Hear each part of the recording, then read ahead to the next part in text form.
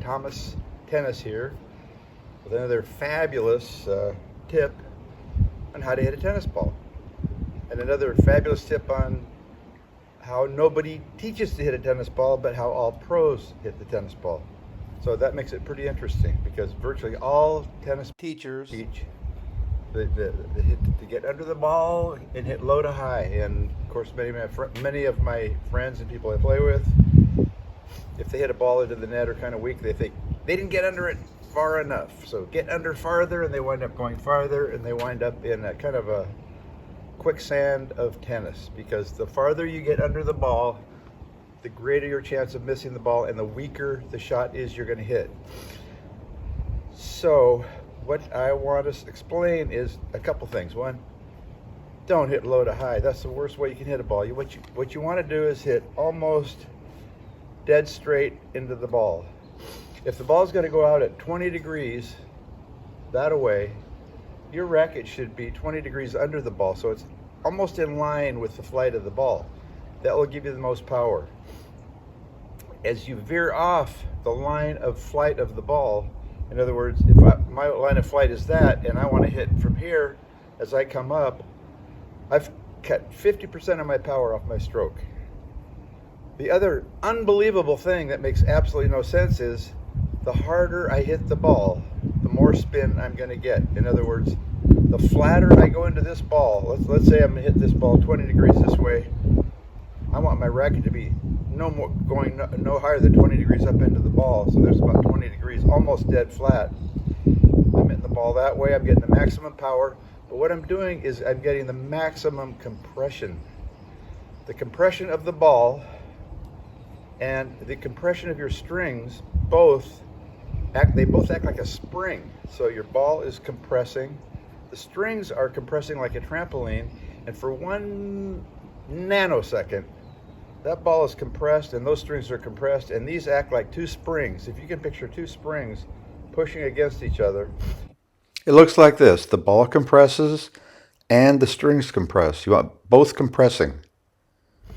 That's what you're getting. You're getting a whole lot of compression, and when you get that compression, that's when you have to go up. Yes, you have to learn how to hit into a ball when it's maximally compressed, go up at that nanosecond. Is that hard to do? No, it is not hard to do. Amazingly, I know the ball is only on the strings for a very, very split second, but it is not hard to do. If you get a ball machine and get out and practice going into and up at the ball, you'd just be amazed. It works great. But the nice thing is you're getting that compression, which gives you tremendous friction, and it grabs the strings, and when you go up at that moment, your ball is going to dip into the court, and you're going to get tremendous topspin, just like the pros, because that's how they do it. They go almost dead flat into the ball, compress it like crazy, and at that moment, that's when they go up. So that's what the golden mean is about. So in this video, I'm going to show you, there's a new device out called the TopspinPro. And it encourages you, the TopspinPro is a device with a ball right here. I'll put a picture on of it. So here's a couple pictures of the TopspinPro. The TopspinPro, it looks like this. There's a ball that rolls, and it's about like this. So it encourages you to hit low to high on the ball. The TopspinPro is a wonderful device for making a ball spin if it's stationary. If it's on a little axle right here, the TopspinPro is great. You can make that thing spin like crazy. If you're hitting a ball that's coming at you that's not on an axle, the TopspinPro is, and I'm going to show you why. The TopspinPro is not correct at all, and it's going to just kind of wreak havoc on your strokes, and you're going to wonder forever, 10 years from now, why can't I hit topspin like the pros? I'm telling you, you can. I'm telling you, you got to learn how to hit flat into the ball and change direction at the ball. Okay? Get that unbelievable compression. The harder I hit the ball, the more spin I get, because the more compression I get of the strings and of the ball. So when you're hitting, you want to hit as hard as you can into the ball, boom, and change direction. It takes a little experimenting and maybe a few days with a ball machine, but not that long. You can learn it quickly.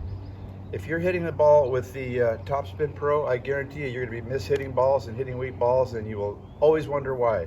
And every pro you go to, teaching pro, most of them will tell you to hit low to high like this.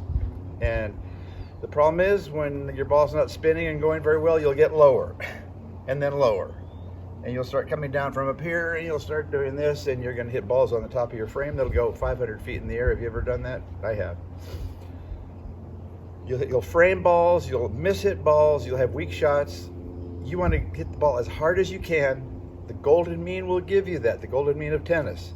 The golden mean says to hit as hard as you can into the ball, change directions when the ball is compressed, and go up and over. And that's where the spin comes from. Using wrist, that's a great idea, to use wrist to get more spin if the wrist compresses the ball more. So if you're going to use your wrist, you want to make sure your wrist compresses the ball more. There's no trick to the wrist.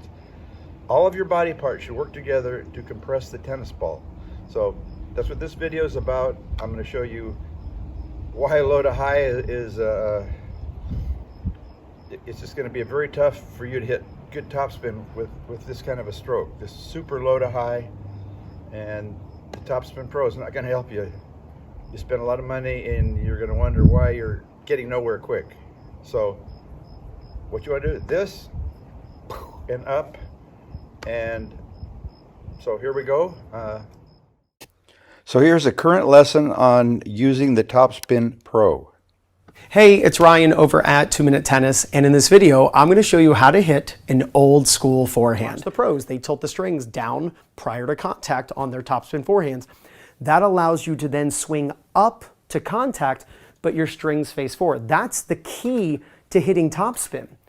Topspin is created when your strings face over the net and your racket's going from below contact to above contact. The beauty of the TopspinPro here is that we can actually see the ball spinning. So you get to see and feel the friction of the racket brushing up the back of the ball. The flatter you hit the ball, the faster it goes, but the less control because of less topspin. Okay, so let's take a look and see if that's true, if Ryan is correct. Here is Djokovic, one of the greatest forehands on the planet. Is he swinging way low to high on this ball? Or is he going almost dead straight into the ball? I would say pretty dead straight, not low to high. The flatter you hit the ball, the faster it goes, but the less control because of less topspin. It's lucky that Simona Halep didn't have a TopspinPro to learn tennis on, because she'd never be where she is today. Look at how flat, how dead flat she goes into the ball. Swing, maybe the slower the ball goes, but the more control you have. And so you have to, get the best of both worlds. I'm not asking you to swing straight up as you hit the ball and then the ball goes 4 miles an hour, but it sure is spinning fast. There's a forward and up component to this, like your racket's going up a staircase or up an escalator. That way you get the best of both worlds. You are hitting the ball, but you're brushing it at the same time. Okay, let's take a look at racket position when the racket is over Ryan's back foot. You'll see Ryan is way down low. The racket is very, very closed.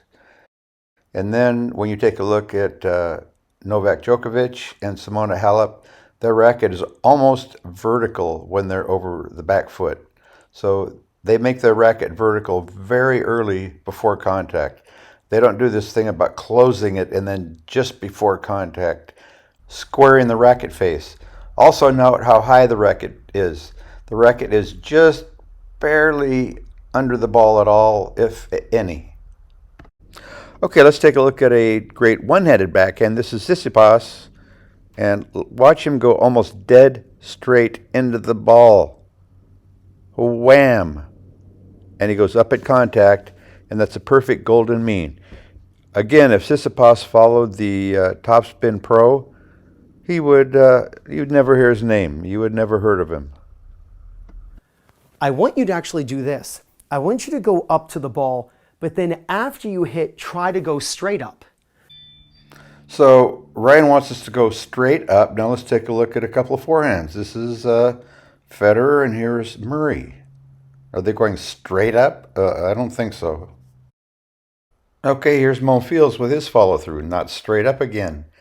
Okay, let's take a look at the racket path recommended by the TopspinPro and the racket path of professional tennis players.